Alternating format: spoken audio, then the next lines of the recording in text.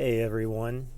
Um, Taking the dog to be boarded because my family and I are doing a little bit of traveling, and I've got a long drive ahead of me and sitting in traffic because it happens to be commute time. So I decided I'd record another vlog.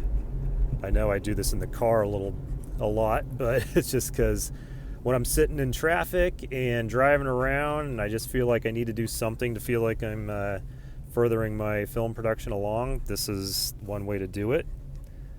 And just want to give a little update on where I'm at. So, you know, on one angle, I'm in another holding pattern, and in another, I have actually something I could spend time on. So, as far as the holding pattern is concerned, I sent the script to a couple more people to get more feedback. Like I said in my last vlog, the script is in a great place right now, but I really want to be sure that um, it's like really, really, really, really good. So I sent it to a friend that works at 20th Century Fox, who's got a lot of writing talent. I want to see what he thinks. He had a lot of great feedback on the script and actually helped us do a table read way back in the mid or the late 2000s when my original producing partner and I were first trying to get this project off the ground. This was before the major rewrite that I did this year. Um, so I want to see what he thinks. And also, I send it to someone that I know who is an actress who I kind of I've worked with her before. I actually know her from my childhood, and it just didn't hit me that she could potentially be a great match for the lead role, possibly. And maybe she knows some other people might fill the other roles. I sent the script to her, and now I'm waiting to hear back from her. Hopefully, she's reading it and enjoying it. We'll see. But yeah, as far as the big picture stuff, I'm in a holding pattern. Waiting on feedback from the script, more waiting to hear from about actors. The plan that I had about checking out our local acting scene has not been going very well, unfortunately, and this kind of plays into a big challenge I have. I've got 3 small children and not a lot of childcare options. And so that's already presenting a major challenge for my process getting this production going. I never made it to go see the local theater production that I wanted to check out because just I didn't have anybody to watch the kids. My wife just didn't have the bandwidth to do it. I asked my daughter if she wanted to come with me to the theater show. She didn't want to come, and I didn't think it made sense to drag her kicking and screaming and spend money on a ticket for her if she wasn't going to enjoy it. So I hit that roadblock. I know someone who is a great actor that I've worked with before. He actually has a lot of cool credits under his belt. He's done voiceover work for a Pixar film. He was in 13 Reasons Why. He was in my film Shepherd's Gate. He's got a theater production going on locally, but I don't know if I'm going to make it to that for the same reason. No childcare. We'll see. Maybe I can make it to that one and see if I can meet some actors.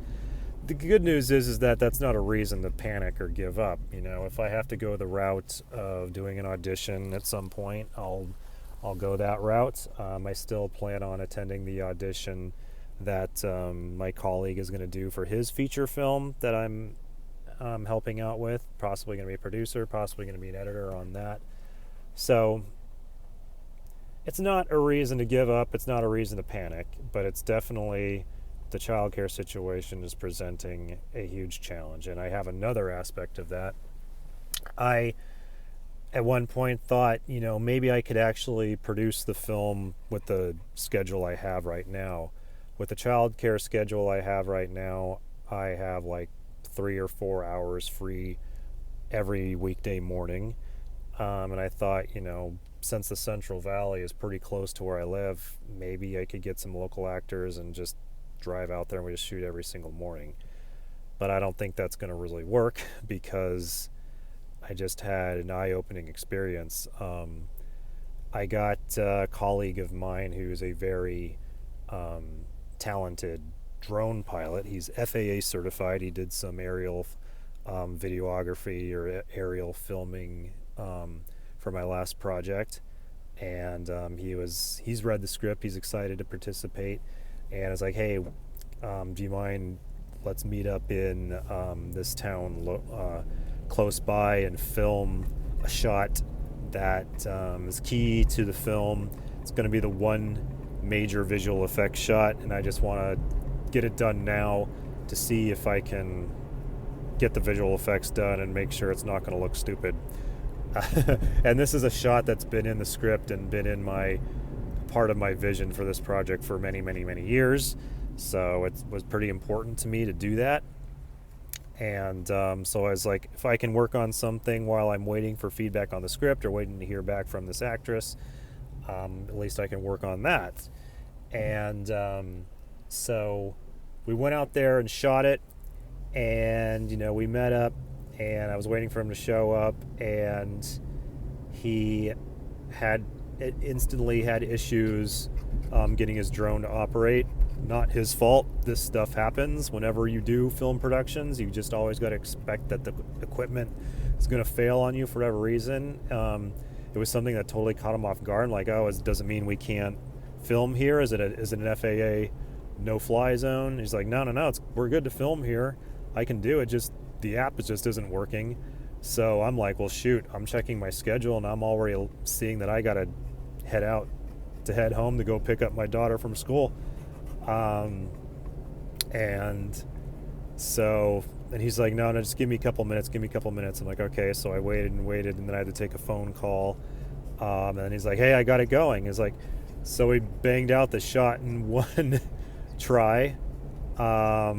It's perfect for what I need to do for right now. Maybe we'll need to reshoot it when we actually produce the entire film. Maybe we won't. Maybe we'll use it as is. And there's a million different reasons why we might need to reshoot it. Maybe because the format of the video doesn't match the rest of the film. We'll see. But at least it's something for me to work with, so I can get the visual effects done and make sure it's actually something that's within the scope of the production.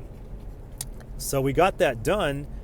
Luckily, we got it done in one shot. It all worked out, even though we had challenges with the drone and the clock was ticking. But I was racing back to get my daughter, and I'm just like, shoot, I'm stressing out, like racing back to pick up my daughter. I even had, a neighbor, bless her heart, she picked her up from school, but I still had to be home to have her drop her off. So it bought me a little bit more time, but I'm like, gosh, just to get one shot, that took everything out of me and took all the time that I had. So I don't know if this idea of keeping my childcare schedule the way it is going to work if I'm going to produce this film and direct it, even if the shooting locations aren't very far away. And this was a shot that involved no actors. It just was one shot on a drone. So I'm not exactly sure what I'm going to do about that. But, what's funny is that I actually was listening to a podcast that Doug Ellen was doing. It's called Ramble On, because he's doing a project called Ramble On. Doug Ellen, if you don't know, is the creator of Entourage. And it's very interesting listening to his podcast, because he was talking about how tough it is to be waiting because he just produced a pilot with some of the people from Entourage. I think Charlie Sheen was involved, and they got it done, and it's great, exactly what they wanted it to be. But now they're trying to sell it to a distributor, and nobody's getting back to them, and they're waiting. And he was just talking about all the struggles and all the emotions he's going through and all this insecurities, which was pretty refreshing to hear. It's like, wow, someone as well established as him is finding this challenging.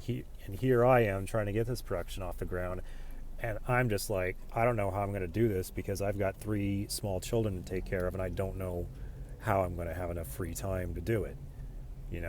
I can edit, I can write, I can do stuff at my computer, but as far as directing a production, I don't know how I'm going to do it with the childcare schedule that I have. So, but those are the types of challenges that are going to come up. It's not a reason to quit.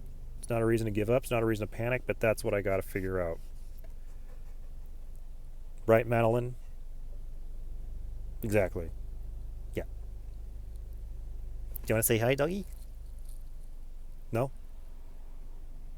All right. Well, I think that's all I got to talk about for today. Hopefully, I'll figure this out. Hopefully, we'll see what happens when I hear back from my actress friend or actor friend. I don't know what the appropriate term is. I just can't keep track. I'm just going to be transparent about that. Do we say actor? Do we say actress? I don't know. But anyway, if anyone's watching this, I'm curious to know what challenges you faced in your own indie film productions or studio film productions if you work for studio productions. And best of luck to you in all your endeavors. Take care.